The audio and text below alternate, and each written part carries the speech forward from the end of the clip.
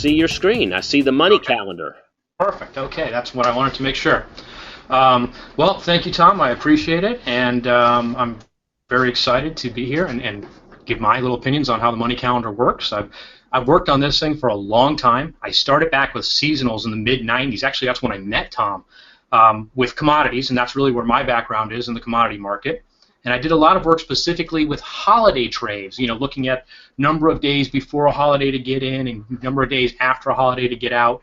And a lot of those are still holding up to this very day. And you know what? Maybe in the future we'll put a couple special reports together on some specific holiday trades. I don't know if we can get one together for Labor Day, but you never know. But certainly for Thanksgiving and Christmas, which tend to be very good specific trades, we'll get something for that together. But I want to get right into the money calendar here. You've all seen this, and this is the scan page that shows the monthly outlook of what the colors here are representing. Specifically, is the green are more bullish, and obviously the more redder turns are more bearish. Now, this is specific month here is July, and I went back to last month because I think this is really interesting and a very interesting way to get a big picture of what the overall market is doing.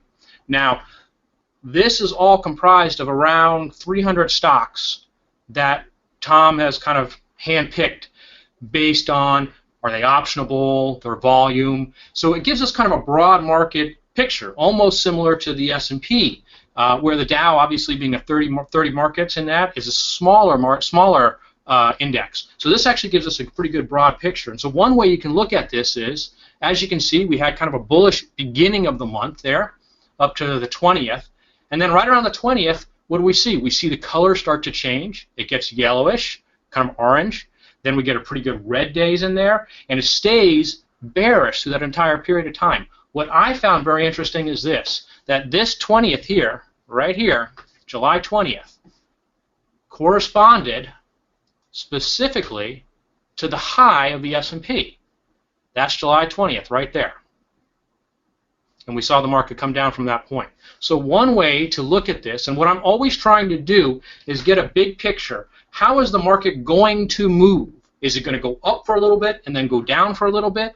Or is it going to do the opposite? Is it going to go sideways? All I want to do is get a picture, because from that picture, I then can start to construct trades. As Tom was saying a little bit before, you have to have an action plan.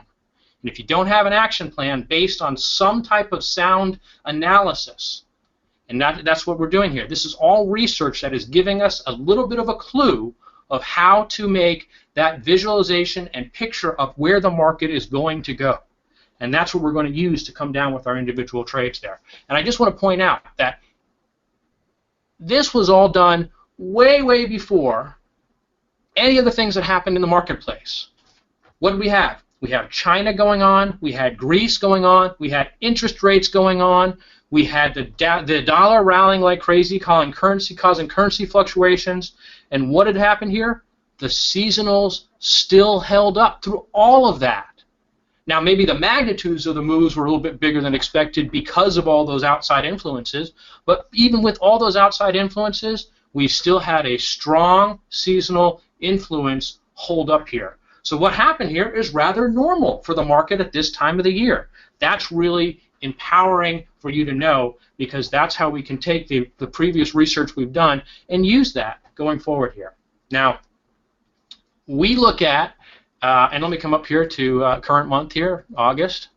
Come down to the current day. We're what are we, on the 6th today? All right, I'm just going to go ahead and click on that. But all of our analysis that we use is based on the last 10 years. When I started with seasonals, everybody says, you have to look at the entire data set. It's the only way to analyze something. And back in the mid-2000s, 2005, 2000 area, actually, I found out, and I said, this can't be right.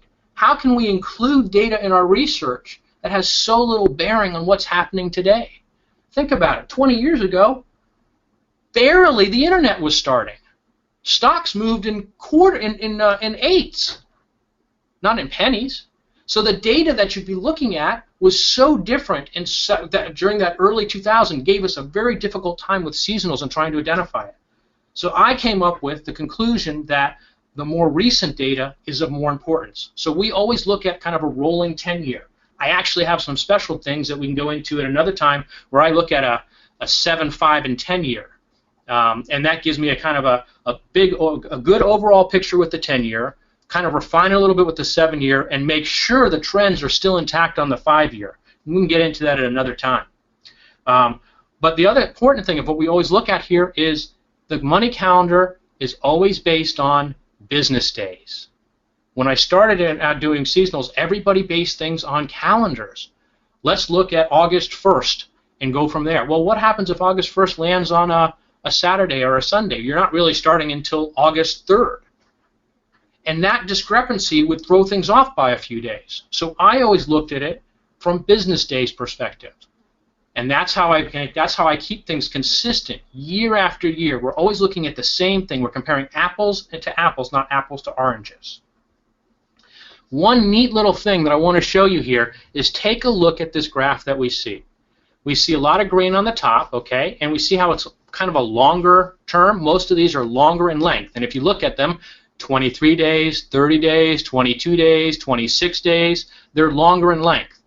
Then if you look beneath it, we have some shorter term here. These are the cells. The market should move down for these markets here, but shorter time periods, 5 days, 15 days, 9 days, 5 days, 14 days, 9 days, 3 days. So what we're seeing here is another way of looking at the marketplace. Just as you can look at the marketplace on this big picture here and get an idea and concept of when things should be going up and down, you also can look at the individual day and almost get a perspective that even though we should see a bullish tendency from today over the next 30 days, because these short terms are here, I'm thinking that the pattern that we're going to see is the market's going to move a little bit lower first before it moves higher. What I'm trying to do again is get that pattern in my mind of how these markets are going to move and see if there's a way that I can come up with a trade that's going to be successful. Let's look at the SPDR, which is the S&P ETF, and since we were kind of looking at this as a broad view here, we'll take a look at it again.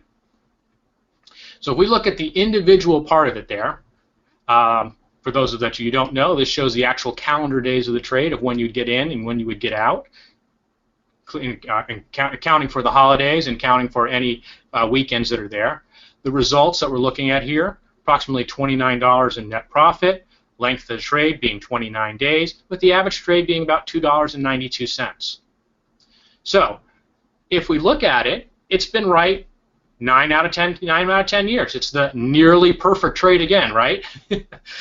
But we can start to look at the individual trades that occurred. So if I look at it last year, and we're kind of doing the same thing that Tom did by looking at the presidential cycles that were happening there. He was trying to get a picture of, does the market move up for the first 2 years, or down for the first 2 years, and then up for the last 2 years? We can get an idea of how the market moves by looking at the individual trades that occurred.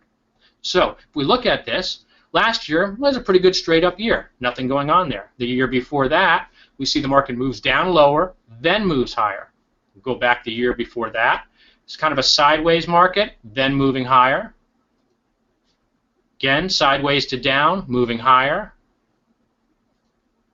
A down market, moving higher. See the pattern that I'm getting at here?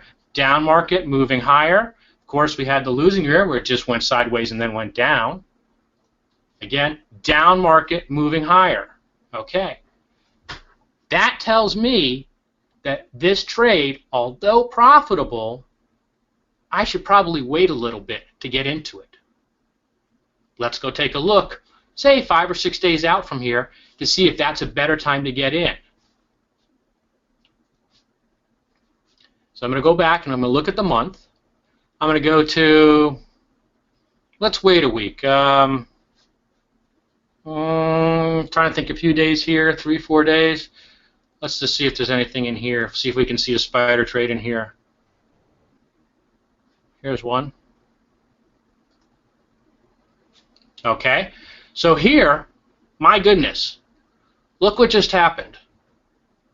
That net profit, that total net profit of the trade, about the same length, a little bit less because it was 29 days. I'm starting 3 days later into the trade, basically. I added about $10 of net profit, and look at that, about $1 on the average trade. Still keeping the same accuracy. I still have that 1 year that's the outliner there. But if we look at it now, we're skipping, or at least trying to skip some of that initial part where the market moved lower first. So always look at the individual trades and get a picture of how they're constructed. Because even though this is the same time period, starting either today and holding it for 30 days, or waiting a few days and starting it, to me, this is the better trade to look at. And all that came from was looking at the individual pattern of how the market moved.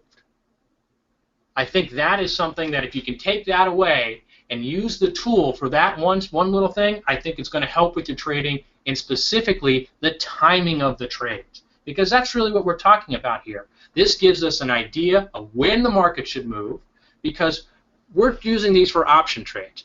The reason I came up with the money calendar in the first place was because I thought this was something that I could use to have the best opportunity to find the best option trades. Why? Because what does it give me? It gives me time, the length of time in the trade. That's the number one thing you need with options. It gives me the direction, the number two thing you need with them. And then even three that it gives me is the magnitude, the amount it should move. If I take all three of those things, that's what's going to allow us to construct an option trade around any of this information that's going to meet our risk tolerances and give us the best opportunity based on our back testing to come up with hopefully a profitable trade there. And based on that, what I'm going to go do here is I'm going to throw this back over to Tom, and hopefully he'll be able to show you a couple little tricks that he's come up with of how to take some of the information from the money calendar to help construct a better options trade in the Tom's Options tool. So let me go ahead and throw this back to Tom. All right, thanks, Miles, and good little session there. So it's something that that Miles came up with that I thought was really interesting. And Miles, you can see my screen, right? Yep, we're good. All right, cool. So, one of the things that he came up with, and when we were looking at this, is that, we started out with this idea that individual stocks, and then we went from there to almost what you see in front of you, the color-coded monthly calendar, where it gives us like almost payout appointments, is what I call it.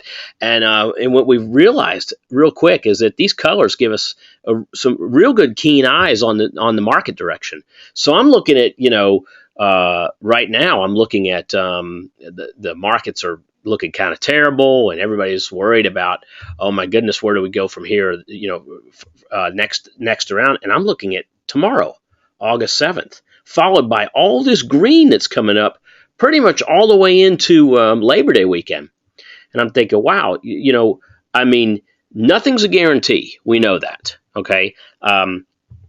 Absolutely nothing. I mean, there's, you're gonna have losses. I mean, I missed up on Amgen because I had Amgen down to the day, and I had two trades, and one of them was down to the day, and the other one was, let's go with an additional week on the time value, which was the one we put into Tom's Trading Room, the publication. So that one actually ended up with a full boat profit, where the one that I had that was the more aggressive trade ended up as a loser, and it was unfortunate because it wasn't Amgen's fault. It was Biogen's fault, and Biogen pulled on Amgen a little bit. But you can see that more often than not, these patterns tend to work themselves out just like they had in the past. Great example this week was Priceline.com. I mean, it just literally it showed not only the move, but it also showed that with Priceline, and let me go back and I'll show you what I'm talking about. So if we go back into July, we can see it was July 20. I want to say it was the 21st. So we'll just take a quick look here on the 21st and see what pops up on the upside. No, it wasn't the 21st. Let's try the 23rd. Just want to go over and look, and that was a rough day. Oh no, it wasn't the 23rd either. It was that week we actually had Priceline.com come up as a potential buy, and anyway, as we're looking through it, if you took a look at Priceline, and I'll bring up the stock on it. So Priceline. So let's do a stock chart, and I'm just going to type in PCLN real quick. So PCLN. Great example of a money calendar that not only it did go down for a couple of days. I mean, it was literally the calendar came in right here. So for a couple of days it went down and it moved up. I mean, nothing's going to just go straight up or straight down. There's going to be some wiggle, and this one had a little bit of wiggle. But what we noticed is over the last 10 years that anytime it had an upward bump, it was around this this quarterly earnings cycle that came out. All right. And so we noticed that the other earnings cycles didn't have that, but this one did, and it rode through that. So, I had somebody say to me, "Hey, you were lucky that you managed to see that go to the upside."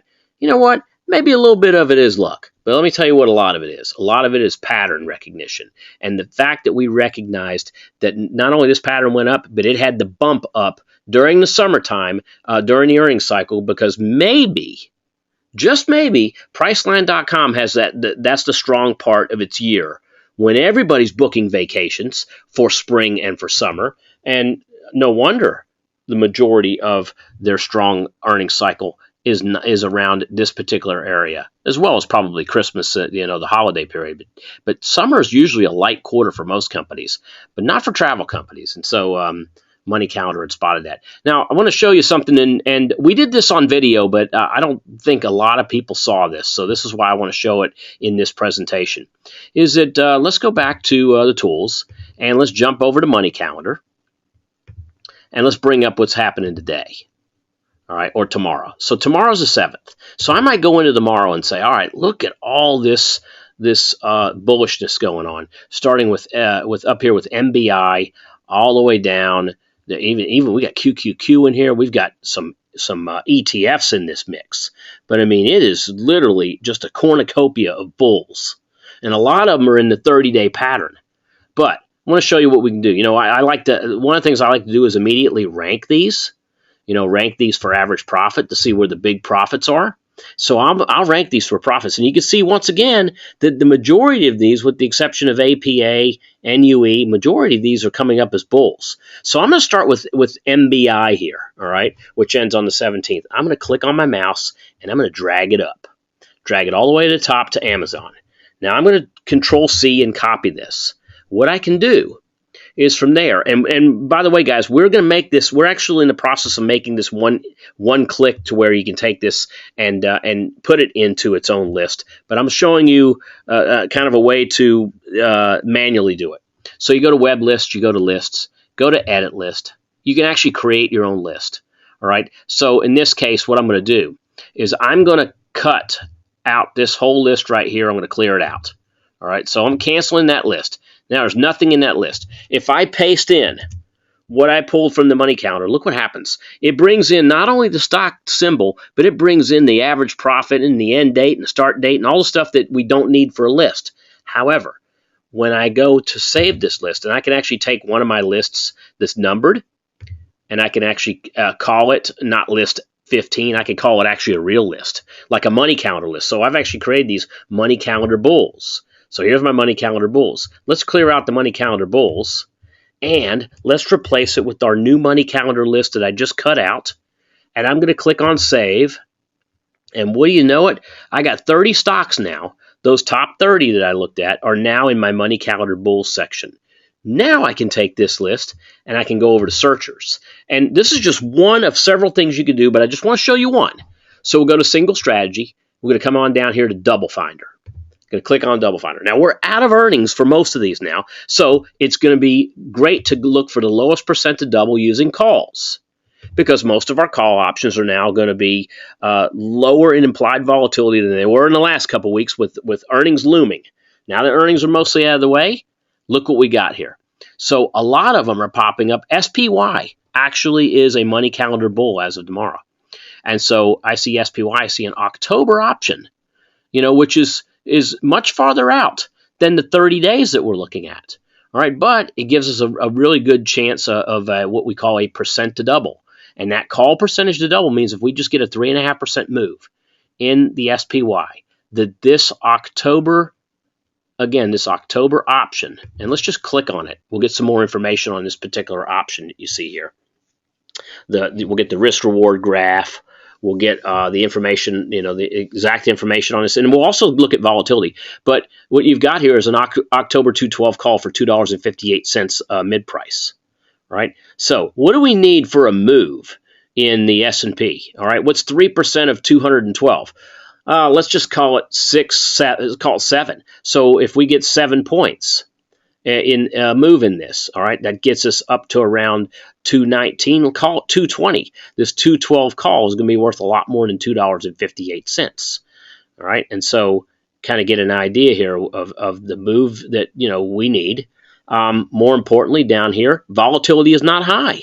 It's not extremely low because of what's been happening in the markets recently, but it's also not extremely high either. We're sitting a little bit on the low. We're below 15, which is the midpoint between the high and the low that you see there. All right, so that's a way of doing it. So if I were to go back and kind of restructure what we just did, we took the information from Money Calendar and we basically, I highlighted it. I did a Control C, I copied it. I went in and created a list, and I did a Control V as in Victor, and that's a paste. And I pasted it in that list, I saved that list, and I was able to take that list and now go run it on any kind of searcher that I want. It doesn't have to be just Double Finder. Maybe you could do it on butterflies. All right, maybe you do it on calendar spreads or call spreads or whatever it is that you want in this entire list here. The choice is yours. But in any event, that's what we wanted to show you. And at this point, and that was why I call from the Money Calendar to a tradable list. At this point, Miles. So we talked about doing the Money Calendar to tradable list. You see anything else that we have that we're going to be able to? Now this is going to become a little more automated, but we talked about some other plans for what we want to do with Money Calendar. Any of them that you want to share with the group right now before we go to Q&A? Sure. One of the more recent ones we've come up with here, and this actually came from a client of mine who is always looking for a trade. And I had a conversation with him. I said, you know what? Sometimes not trading is the best trade. And it triggered something in my mind, and I said, you know what? We're always looking for the trade on the Money Calendar. We're always looking for the move. What if we look for the non-move, where the markets don't move? That is as much or as powerful an option strategy as finding a market that actually moves. So that is something that we are going to be adding in here because we have all the data, we have the history to be able to show this, to show that, hey, this market over 30 days has a very low standard deviation historically from this period to this period. It, let's just say, only moves an average of $1, and there's no expectation of direction. So guess what? We can construct an option strategy around that, just as we can construct an option strategy around one that says it's going to go higher for the next 30 days and buy about this much. So that's something that's definitely coming, and it's just another way of constructing option trades. So yeah, guys, so what we're looking at coming to a Money Calendar app near you is going to be the non-trades. And so as you see green trades that will show us bullish candidates, and you see red trades that will show us bearish candidates, we're also going to be including yellow trades. And the yellow trades will be showing us non-moving candidates, which we can actually take and think about this. For those of you guys who have been around the block for a while and you've been using the tools, so you can take the non-Money Calendar trades, you can save it on a list, then you can run it through the channel finder, and you can see which of those non-Money Calendar trades technically are also not going anywhere, not going anywhere now, not proving to be going anywhere in the future, and all of a sudden now we're looking at calendar spreads, we're looking at credit spreads, so and even iron condors. You got it, you nailed it, Chris. So that's what we're looking at, guys. That's just one of several different things we got coming. We wanted to share that with you. You're the first ones we're showing this information to. Just want to check. I'm just check. Got a couple questions here. When it pertaining to the presidential cycle, the market continues bearish. Do we have a history of the market that goes very bearish and how it reacts? John, honestly, the first 2 years where it says first 2 years are lower and the last 2 years are higher. The problem with the first 2 years being lower is that they were only lower like 48 to 52% of the time. So it wasn't it was like a coin flip. So honestly, we couldn't find anything that had a really great pattern, and we look for patterns that, you can see here are 90+% effective. All right. Mike says, with these two trades, what would be the timing of placement, now or in October? Now is fine, but October really is the sweet spot. If you guys know, the last 15 months of that 4-year cycle really is that sweet spot for placing the presidential trades. Let's see what we got here. And really, you know what, Miles? The other thing that I'm seeing is that just a lot of comments on the presentation, and more importantly, the stuff that you talked about and that I talked about on Money Calendar. Someone's asking, Todd's actually asking a question. I learned a lot more about the Money Calendar. Thanks. Great job, Miles and Tom. Is there a way to add a quick link to view the stock charts while inside the Money Calendar? Quick link. So we've been doing some quick link stuff with Tom's tools, and I guess the guys are looking for some sort of a pop-up. Maybe we need to work on that, where when they can click on and get the pop-up of what's happening today, because we give them 10 years ago and then we give them last year. Maybe we should, but not the current data. They're looking for what's happening now to do a comparison that way. Yeah, we can go ahead and add that in there. Yeah, I think that would be awesome. And you know what? You pointed out October, but I wanted to point this out as well, that October is traditionally a bottoming period within the market, just on a seasonal time span. If you look at it historically, and I'm going to talk right now about the S&P because that's the one I've done the research on the most, but towards the end, I believe it's around the third week of October. Traditionally, more bottoms happen in the third week of October than any other time. So, yeah. And that could be that. We used to say that was timing with hedge funds that were doing tax loss selling all the way into October 15th. But now you got so many funds that are actually shorting the market that their tax fund strategy may be buying to cover. So it's not so much, it used to be, it was hedge funds, it was mutual funds, it was people that were either taking profits toward that end of that calendar year or cycle. But now you're right. It's one of those things where you and I, Miles, and we've said this before, we're not why guys. We don't really know. We don't really care why something happens. It's that we look for that quantifiable data that tells us that it has happened time and time again. And what do we want to do the next time that pattern comes around? So no, I totally agree. I don't think anybody can answer the why. And I mean, that's the unknown. That's what keeps the markets going here. But again, I don't care why it happens. I just want to make sure it happens. All right. And Charles is asking, can we do a quick YouTube? And this is really geared toward me. Can we do a quick YouTube instruction on Control-C and Control-V and pasting the list and choosing strategies? Absolutely. That's a great idea, Charles. And so what we'll do is I will add that to the job jar as the very next video that we're going to put out there, is how to cut and paste. Because, even though we're going to make this a little more automated, it's always good to be able to take something. Maybe you take it from Excel. Maybe you take it from a website where you see something, a group of stocks, and you want to cut that out and you want to put it into a list and run it. That's a great idea, and we will definitely make that happen.